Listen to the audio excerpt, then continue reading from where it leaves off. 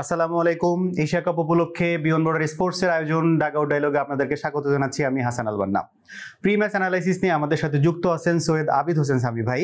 আমরা অনুষ্ঠানের শুরুতে সামি ভাইয়ের কাছে যেতে চাই। সামি ভাই, আমরা তো দেখছি যে এশিয়া কাপ শুরু হতে যাচ্ছে আজ, এবং প্রথম ম্যাচে হংকং এবং আফগানিস্তান খেলছে। যদি শুরুতে আপনার কাছে জানতে চাওয়া হয় যে এই ম্যাচ এবং এই টুর্নামেন্ট নিয়ে দলগুলা কিভাবে তাদের দল গুছিয়েছে, এবং আপনার কাছে জানতে চাওয়া যে এই এশিয়া কাপে আপনি কতটুকু কম্পিটিটিভ চিন্তা করছেন এবং কারা ইম্প্যাক্ট প্লেয়ার হতে পারে। আমি যেমনটা জিমে কিংবা মাঠে ঘাম ঝরাচ্ছি, ঠিক তেমনিভাবে এশিয়া কাপের টিমগুলো কিন্তু ঘাম ঝরাচ্ছে এই মুহূর্তে। টুর্নামেন্ট শুরুর আগে আপনি যে কোয়েশ্চেনটা আমাকে করলেন যে এই এশিয়া কাপটা কেমন হবে, আমার এক্সপেকটেশনটা কোন জায়গাতে, আমার কাছে ব্যক্তিগতভাবে মনে হয় যে আমার জন্মের পরে এই প্রথম মনে হয় আমি এরকম স্টার ছাড়া এশিয়া কাপ দেখতে পাচ্ছি। মানে তথাকথিত বড় স্টার ছাড়া। দেখেন, রোহিত শর্মা, বিরাট কোহলি নাই, বাবর আজম এই এশিয়া কাপে নাই। সো দে আর কালার্স, তাই না? যে এখন বাবর আজম ডেফিনেটলি তার ফর্মের জন্য তিনি নাই, রোহিত শর্মা, বিরাট কোহলিরা তারা খেলা ছেড়ে দিয়েছেন। আমার কাছে মনে আছে যে প্রথম যখন এশিয়া কাপ ভর্তি হওয়ার পর দেখলাম, সেটা 2000 সালে ছিল।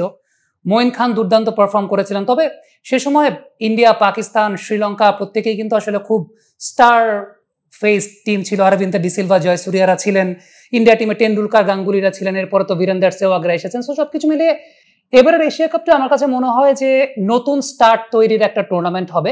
আমি যেমনটা বলছিলাম যে স্টার নাই, কিন্তু ইউ নেভার নো যে এই টুর্নামেন্টের মাধ্যমে আপনি নতুন কাউকে দেখতে পাবেন যে বিশ্ব মঞ্চে, একটা বড় মঞ্চে তারা হয়তো একটা স্টেটমেন্ট রাখবেন যে ওকে, উই আর কামিং, আমাদেরকে you can not keep us out of the equation, আমরাও আছি। সেই জায়গাটা আমার কাছে মনে হয়। এখন আপনি যদি জিজ্ঞেস করেন কারা কারা ইম্প্যাক্ট ফেলতে পারে, কাগজে কলমে যদি চিন্তা করেন তাহলে তো ডেফিনেটলি অভিষেক শর্মার কথা বলতে হবে যে অভিষেক শর্মা তিনি তার একটা স্টেটমেন্ট রাখতে পারেন এই টুর্নামেন্টের মাধ্যমে। জসপ্রীত বুমরা তো টিমটাতে আছেন সেই জায়গাটাতে। আমার কাছে মনে হয় যে বরুণ চক্রবর্তী আবারও টি-20 ফরম্যাটে একটা ইম্প্যাক্ট রাখতে পারেন এই জায়গাটা, একটা বড় টুর্নামেন্টের জায়গায়। বাংলাদেশের পয়েন্ট অফ ভিউ থেকে এটা আমার ব্যক্তিগত মতাদর্শের জায়গা। তানজিদ তামিম, পারভেজ ইমনদের কেউ একজন একটা ইম্প্যাক্ট রাখবেন বা রাখা উচিত বলে আমি মনে করি। Mustafiz will be the X factor of Bangladesh, সেটা আমার কাছে ব্যক্তিগতভাবে মনে হয়। হংকং থেকে আনসুমান রাত, এই প্লেয়ারটার দিকে আপনার নজর রাখতে হবে। Definitely he can also be very devastating. Sri Lanka team থেকে পাথম নিশাঙ্ক আমার সবসময় পছন্দ, জানি না বড় মঞ্চে জ্বলে উঠতে পারবেন কিনা। Hasaranga can create a huge impact. আমি তুষারা পাথিরানার খুব বেশি সম্ভাবনা দেখি না এই টুর্নামেন্টে।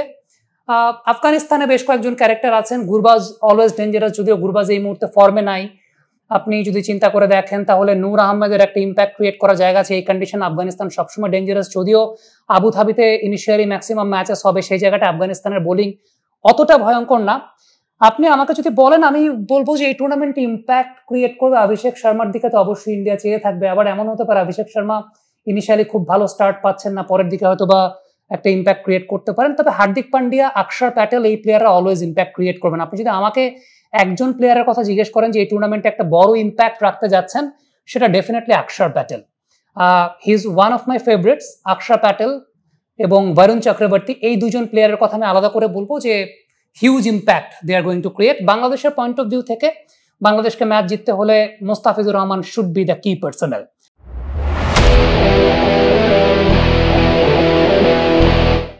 ধন্যবাদ সামি ভাই। আমি পরবর্তীতে কোশ্চেনে আপনার কাছে দিতে চাই, সেটা হচ্ছে যে আমরা বাংলাদেশ টিমকে দেখেছি যে 16 জনের স্কোয়াডের পরে 4 জনকে স্ট্যান্ড বাই রেখে বাংলাদেশ টিম অলরেডি দুবাইতে চলে গিয়েছে এবং প্র্যাকটিস সেশনও আমরা দেখছি। আপনার কাছে এবারে এশিয়া কাপে বাংলাদেশের যে স্কোয়াডটা বাংলাদেশ খেলছে, সেখানে আপনার কাছে কতটুকু মনে হয় যে কম্পিটিটিভ একটা স্কোয়াড নিয়ে বাংলাদেশ গেছে? বাংলাদেশের দলটা কেমন হয়েছে ডেফিনেটলি প্রত্যেকটা সময় দেখা যায়, সেটা হচ্ছে যে একটা দুইটা পজিশন নিয়ে কনফিউশন থাকে। আদারওয়াইজ মোটামুটি সবাই আমরা জানি কোন 11তে হবে। আমরা দেখেছি যে লাস্ট 5টা ইনিংসে তানজিদ তামিমের অ্যাভারেজটা 50-এর উপরে, লিটনের অ্যাভারেজটা 50-এর উপরে। Good to see him back. Parvez ইমনের রান না পাওয়াটা, হ্যাঁ কুইক রান করে দিয়ে যাচ্ছেন, বাট বড় রান না পাওয়াটা, একটু ইনকনসিস্টেন্ট থাকাটা একটু ম্যাটার অফ কনসার্ন হতে পারে। তাওহিদ একটা বড় কনসার্নের জায়গা। দেখতে হবে যে তাওহিদ ইনিশিয়ালি যদি রান না পান, তাকে রিপ্লেস কে করেন, সাইফ নাকি নুরুল হাসান সোহান? টিম ম্যানেজমেন্ট কার উপর ভরসাটা করে? সাইফের বোলিং একটা হ্যান্ডি অপশন হতে পারে, ফিল্ডিংটাও ভালো, সোহানের ব্যাটিং এর এক্সপেরিয়েন্সটা আছে। বাট আমি বলবো জাকের আলী অনেক। ব্যাটিং এ বাংলাদেশের প্রাণ ভুমরা, নিউক্লিয়াস অফ বাংলাদেশ ব্যাটিং, সেটা জাকের আলী অনেক। শামীম হোসেন পাটোয়ারের কাছ থেকে কনসিস্টেন্সি দেখতে চাইবো। আমি প্রেফার করি আসলে রিশাদ খেলুক। Rishad is out of shape, no doubt about that. Rishad এই মুহূর্তে প্রপার শেপে নাই, তার জায়গায় অনেকে নাসুমকে প্রেফার করবেন। তবে একটা বিষয় ভুলে গেলে চলবে না, সেটা হচ্ছে যে রিশাদ কিন্তু ওভারসিজ কন্ডিশনে সবসময় ভালো বোলিং করেন, নাসুম হোম কন্ডিশনে বেটার বোলিং করেছেন। হ্যাঁ, অ্যাওয়ে কন্ডিশনও নাসুমের কাছ থেকে ভালো বোলিং আমরা ওয়ানডে ফরম্যাটে দেখেছি, বাট আমি ইনিশিয়াল স্টেজে আপনি যদি মস্তিষ্কের কথা বলেন, নাসুমকে প্রেফার করা উচিত। নাসুম লাস্ট ম্যাচের ম্যান অফ দ্য ম্যাচ, কিন্তু মন যদি বলেন সেটা রিশাদের দিকে থাকবে। ওই যে লাস্ট ম্যাচে ম্যান অফ দ্য ম্যাচ তাকে বাদ দেওয়া যাবে না, বিষয়টা আসলে সেরকম না। বাট আমার কাছে মনে হয় যে এই জায়গাটা একটা টিম ম্যানেজমেন্টকে টাফ কল নিতে হবে। আপনি আমাকে জিজ্ঞেস করলে আমি রিশাদকে প্রথম ম্যাচ খেলাতে চাইবো। লেগ স্পিনার, আবুধাবির কন্ডিশনে always can be tricky. Best 11-এ আপনি যদি আমাকে বলেন, আমি দুজন বাহাতি পেসার খেলাতে চাইবো, শরীফুল ইসলাম এবং মোস্তাফিজুর রহমান দুজনকে খেলাতে চাইবো। কারণ আপনি আবুধাবির যদি হাইয়েস্ট উইকেট টেকার্সদের তালিকাটা দেখেন, প্রথম 6 জনের 6 জনই বাহাতি। সো বাহাতি বোলারদের একটা ডমিনেশনের জায়গা আছে। আমার কাছে মনে হয় বাংলাদেশের টিমটা ওভারঅল ভালো। তাসকিন, শরীফুল, মোস্তাফিজ এই হয়তো বা বেস্ট 11-এ পেস বোলিং থাকবে। অপশনটাও তো আমাদের হাতে আছে, সেই জায়গায় তানজিম সাকিব আছেন, হ্যান্ডি অপশন সাইফুদ্দিন আছেন, আরেকটা হ্যান্ডি অপশন। এখন আপনি কি পেস বোলিং অলরাউন্ডার খেলাবেন নাকি খেলাবেন না, সেটা কন্ডিশনের উপর ডিপেন্ড করবে, টিম ম্যানেজমেন্ট সিদ্ধান্ত নেবে। ধন্যবাদ সামি ভাই।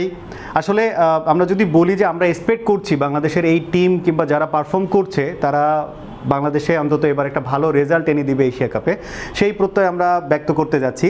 সামি ভাই, যেটার কথা বলছিলাম যে আজকে কিন্তু ফার্স্ট ম্যাচে হংকং এবং আফগানিস্তান খেলছে, এবং এশিয়া কাপের প্রস্তুতি ম্যাচ তারাও কিন্তু আফগানিস্তানকেও আমরা দেখেছি সিরিজ খেলতে, এবং আমরা হংকংয়েরও কিন্তু দেখেছি যে প্র্যাকটিস ম্যাচ খেলতে।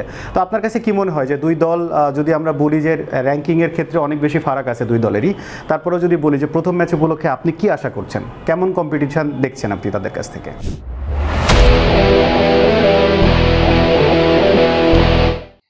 প্রথম ম্যাচে Hong Kong Afghanistan definitely better side. হংকংয়ের এই টিমটার এক্সপিরিয়েন্সের অভাব আছে। আনশুমান রাত এই ব্যাটসম্যানটার দিকে অবশ্যই নজর রাখতে হবে। He is a very devastating batsman, জায়গায় দাঁড়িয়ে খেলেন, সব ধরনের শট খেলার এবিলিটি আছে, দক্ষতার জায়গা আছে। আপনি তাদের জিসান নামে আরো একজন ওপেনার আছেন, হি ইজ অলসো ডেভাস্টেটিং। আমার কাছে ব্যক্তিগতভাবে মনে হয় যে হংকংয়ের 3 জন যে বোলার আছেন, খুব quick arm rotation, pace bowling যারা 3 জন করেন, খুব কুইক আর্ম রোটেশন, বুঝে ওঠাটা ডিফিকাল্ট হয়। বাট আফগানিস্তানের সঙ্গে difficult to win, to get the best out of it. আফগানিস্তানের লাইন আপটা এই কন্ডিশনে অবশ্যই শক্তিশালী।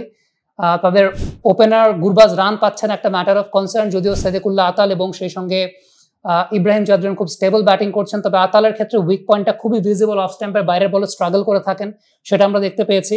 সো আমার কাছে মনে হয় যে it's very much possible for Afghanistan to outplay Hong. ধন্যবাদ সামি ভাই। আমরা আশা করি যে যে দলগুলাই আসলে এশিয়া কাপে খেলছে, হংকং বলেন, ইউএই বলেন, কিংবা আদার্স যে টিমগুলোকে আমরা দেখতে পাচ্ছি, আশা করি যে প্রত্যেকেই ভালো খেলুক, একটা কম্পিটিটিভ একটা এশিয়া কাপ আমরা আশা করছি সবগুলো দলের কাছ থেকে। আমরা একটু আপনার কাছে জানতে চাই সামি ভাই যে আমরা দেখেছি যে এবারের দুবাইয়ের যে মাঠগুলোতে খেলা হচ্ছে, শারজা কিংবা যেখানেই খেলাটা হচ্ছে না কেন, সেখানে মাঠগুলোতে আমরা ডিউ ফ্যাক্টরের কথা অনেকবার শুনছি, আপনার কাছেও আমরা জেনেছি এর আগের এপিসোডে। সো সেক্ষেত্রে আপনার কাছে কি মনে হয় যে এই যে এনভায়রনমেন্টে খেলা হচ্ছে, যে গ্রাউন্ডসে খেলা হচ্ছে, এখানে আসলে কোন দলকে আপনি আসলে কম্পিটিটিভের কথা বলছেন, যে কারা আসলে চ্যাম্পিয়ন হওয়ার দাবিদার, কিংবা সেমিফাইনালিস্ট কাদেরকে চিন্তা করছেন, কিংবা ফেভারিট কাদেরকে আপনি বলছেন? যে কন্ডিশনে খেলা হচ্ছে, আসলে আপনি 3টা ভেন্যুতে খেলা হলেও বা 2টা ভেন্যুতে খেলা হলেও কন্ডিশন অলমোস্ট সিমিলার, আবার ডিফারেন্স আছে। শারজার ভেন্যু একরকম, দুবাইয়ের ভেন্যুতে ঘাস আছে, যেটা আমরা জানতে পেরেছি। ইন্ডিয়া তাদের স্ট্র্যাটেজি চেঞ্জ করছে, আবুধাবির কন্ডিশনটা আবার ডিফারেন্ট, বলা যায় না। বাট বেস্ট পসিবল 4 তো ইন্ডিয়া, পাকিস্তান, বাংলাদেশ, আফগানিস্তানকেই রাখতে হবে সেই জায়গাটায়। শ্রীলঙ্কাকে আপনি এশিয়া কাপের মঞ্চে আউটপ্লে করতে পারবেন না। আমার কাছে কেন জানি মনে হয় পাকিস্তান ইউএই ম্যাচটাতে, পাকিস্তান সংযুক্ত আরব আমিরাত ম্যাচটাতে আরব আমিরাত পাকিস্তানকে ধরা খাইয়ে দিতে পারে, এটা আমার কাছে ব্যক্তিগতভাবে মনে হয়। সেমিফাইনালে কাদেরকে দেখছি এটা বলতে পারবো না, এটা একটা টুর্নামেন্ট শুরু হওয়ার পরে আসলে বুঝতে হবে যে কোন টিমটা এগিয়ে আছে, কোন টিমটা পিছিয়ে আছে। টুর্নামেন্ট শুরু না হলে বলতে পারছি না। চ্যাম্পিয়নের ব্যাপারটা আসলে সেরকম অনা গিভেন ডে যে পারফর্ম করবে। তবে শুরুর দিকে একটা ম্যাচ করে দেখার পরে আমি আসলে আপনাকে বলতে পারবো যে কোন টিমটা আসলে কোন শেপে আছে, কোন পসিবল কম্বিনেশন আছে, then we can answer. Thank you. ধন্যবাদ সামি ভাই। আসলে আমরা যদি বলি যে আসলে পুরো টুর্নামেন্টের আগেই আসলে আপনি যেটা বলছিলেন যে সেমিফাইনালিস্ট, ফাইনালিস্ট কিংবা ফেভারিটের কথাটা আসলে বলাটা ডিফিকাল্ট, কিন্তু আমরা চাই যে ফেভারিট যেই হোক না কেন, বাংলাদেশ এই টুর্নামেন্টটা ভালো খেলুক, এবং এর আগ পর্যন্ত আমরা দেখেছি 2টা বার বাংলাদেশকে ফাইনালে যেতে, কিন্তু আসলে যদি বলি যে আমরা চ্যাম্পিয়ন হতে পারিনি। আশা করি বাংলাদেশ ভালো খেলুক এবং বাংলাদেশ এই টুর্নামেন্টের একটা চ্যাম্পিয়ন ট্রফি আমরা নিয়ে আসুক বাংলাদেশের জন্য, এই প্রত্যয় ব্যক্ত করছি। ধন্যবাদ সামি ভাই আপনাকে। এবং আমরা দর্শকদের উদ্দেশ্যে জানিয়ে দিতে চাই, আমাদের ফেসবুক এবং ইউটিউবে আপনাদের জন্য কুইজ আছে, আপনারা সঠিক উত্তর জানিয়ে জিতে নিতে পারেন আকর্ষণীয় গিফট হ্যাম্পার। এবং আমাদেরকে আপনাদের মতামত জানিয়ে ফেসবুক এবং ইউটিউবে কমেন্ট করবেন আমাদের কমেন্ট বক্সে, এবং সেকেন্ড ম্যাচের অ্যানালাইসিস এবং প্রিডিকশন নিয়ে আপনাদের সঙ্গে কথা বলবো আবার। ততক্ষণ পর্যন্ত ভালো থাকবেন, সুস্থ থাকবেন। আসসালামু আলাইকুম।